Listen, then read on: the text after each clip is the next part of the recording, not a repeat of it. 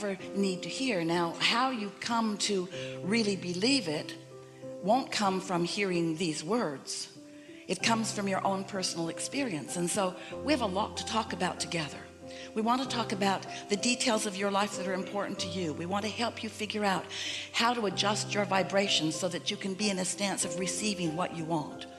But in order for you to really be ready to do that, we want you to know that it's a simple process. This business of creating that you are all about is a much simpler process than you have let yourself believe.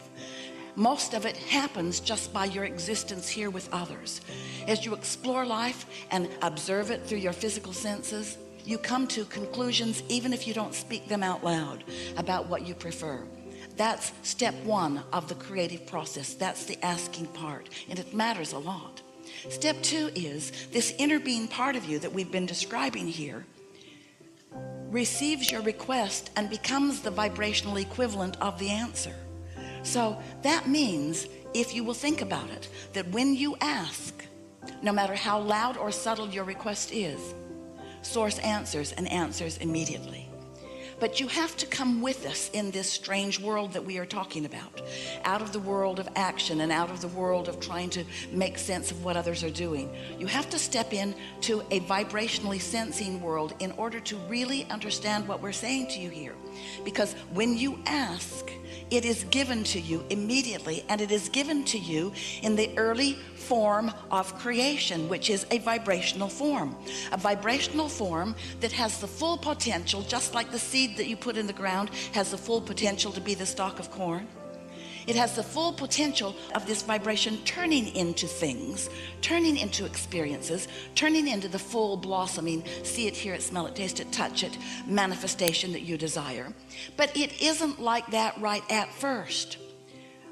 If there were a way that we could just zap you with understanding that when you ask, it is given to you, and that it is real, and that vibrational request that has been answered is real time, it is current time, and that what you call now that you launched a request from is really past tense.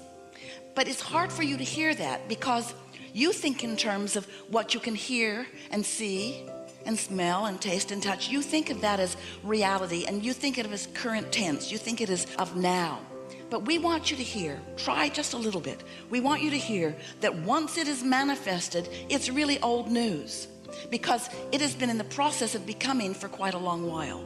And as it has been in the process of becoming, that's where all your juice is. That's where all your joy is. What's already manifested, that's like the gum you've already chewed the flavor out of. It's still in your mouth. You can still blow a bubble, but it is not where the emotion is. It's not where the exhilaration is. It's not where your interest is. It's not where your life is. The best part of your life is consciously understanding and therefore witnessing vibrations turning to thoughts and thoughts turning to things. And it's just a steady stream of them. You're turning them to things, which gives you a new list of things to ask for. So it's just this constant cycle of becoming that is life. You are eternal beings. It is our desire to talk you into being excited about the becoming, more excited about the becoming than about what has already become. We want you to feel the fun of energies coalescing in order to satisfy the intentions that you hold. We want you to feel the power of your being and the worthiness of your being and all of the help that the non-physical energies are offering to you. We want you to open yourself to the wholeness of who you are. We want you to be all that you are and not pinch yourself off so much from all that you are. So you must understand that step one is asking, and life will just cause you to do that. Your observation of life insists on that. So step one happens naturally, and so does step two, because that's not your work. That's the focus of your non-physical. But step three is where you line up with what Source knows about what you want. You can't say, I want more money, but look, I don't have enough. You can't plead your case of neediness and be in vibrational alignment with abundance. Because every subject is two subjects, what is wanted and absence of it. And so without meaning to, lots and lots of people use words that sound like abundance and happiness and love, but they are vibrationally vacant in their experience because they're focused upon not enough love and not enough money and not enough, in the erroneous belief that if you plead a case, someone will help you. And we want you to understand that that is true. If you plead a case, someone will help you. When you ask, it is given, but you still got to let it in. You've got to let it in. So the operative word is, you've got to allow it. You've got to get into the receiving mode. Somehow you have to prepare your receiver so that you can translate these vibrations into their vibrationally physical, manifestational, see it, hear it, smell it, taste it, touch it equivalent. You're the one.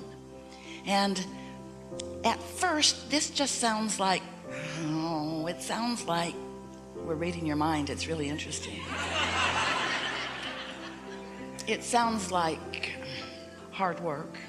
It sounds like I'll believe it when I see it. It sounds like, Abraham, can't you just talk about something tangible that I understand? And we know that until you find a way to get into that receiving mode that we talk incessantly about, and to know for sure that you're in the receptive mode so that you can with confidence follow the impulse. But then these are just more words. It's just somebody else who's got another great idea about how your life could be better if you just try harder. We are not interested in you trying harder because effort works against you.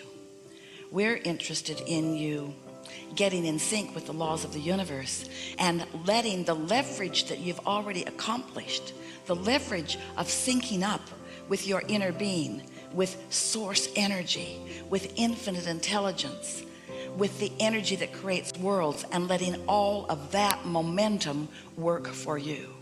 So that's what we're going to talk about with you today. As you have different things that you want to talk about, we'll talk about your physical life if you want to, and we'll help you with your attitude about it, because your mood or attitude about things is really the strongest indication that you have about why things are working the way you want them to, or why things aren't working for you the way you want them to.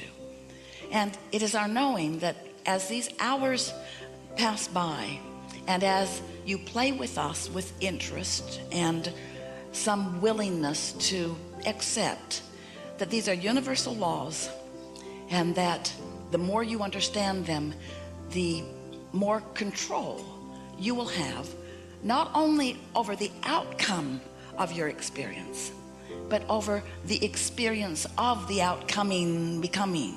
It's the journey, it's the journey, it's the journey. You hear that so much you don't want to hear it. It's the journey, and you say, all right, I'll say it's the journey, but I'll sure be glad when I get there.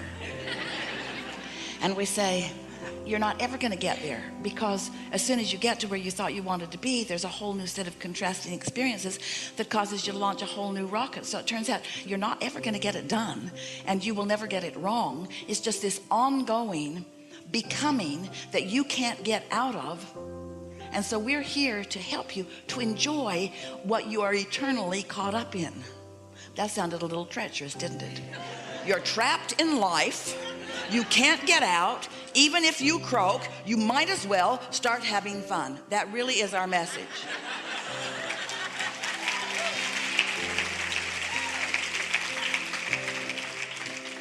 And we remember you. We know who you are. We know what you meant when you came. We know where you are in relationship to all of that. In fact, one of the things that we want to put out here right in the beginning of this conversation is that your inner being knows where you are in relationship to everything that you want, and knows the path of least resistance to help you get to where you want to be. And so that's big news. That means that tuning in to your inner being is really a valuable thing relative to things that you were born intending to do, or relative to things that you care about right now. Esther couldn't find a gold pen one time, and it was so upsetting to her. She looked for it for days and days and days and days and days and days and days and days and days, and couldn't find it, because you can't find something that you believe is lost. Your beliefs prevent you from your desires. If you believe it's lost, it doesn't matter how much you want it. And it doesn't matter how much source is telling you right where it is, your belief that it is lost will override that, you see. So you gotta stop holding so hard to beliefs, because beliefs are just thoughts that you continue to think. And some of them serve you and some of them don't. But when a belief is blocking you or preventing you from receiving the path to what you want to receive, then it's worth letting go of it a little bit, don't you think? And so we'll talk about things today that will help you to figure out how to be kinder to yourself in that regard. Esther couldn't find her pen, couldn't find her pen, couldn't find her pen, couldn't find her pen. Then, did you hear us say the words path of least resistance? The path of least resistance is the path that your inner being knows you are most likely to take given the beliefs that you hold. That's what path of least resistance is. It's the path that your inner being knows is the best path for you, the most likely path that you will take given the beliefs that you hold. So, since Esther believed her pen was lost, and she felt really bad about it because it was a gift from someone she cared very much about, it cost a lot of money, and she loved writing with that pen. She was really suffering. We know it sounds silly, but you do it too. She was suffering over the loss of this pen. So we tried to show her where it was. She went to the purse where it was so many times, felt around it. It was a big bag. She loses umbrellas in it sometimes too, but she felt all around in it, dumped it upside down, finally accepted that it was gone. And then one day, several days later, she was looking for a perfume spray, and she remembered where she had last seen that. That's us, you see, that's us. That's us giving her a thought. And we caught her at a non-resistant time because she wasn't looking for her pen. And so she reached right into that bag for that perfume sprayer and came right out with her pen that had always been there that she could not find. And so this is what we want you to hear. Your beliefs prevent you from the ideas, from being in the right place, from the timing. Your beliefs sometimes work against your own desires, but your inner being knows what your desires are, what your beliefs are, and how to guide you around them. And your inner being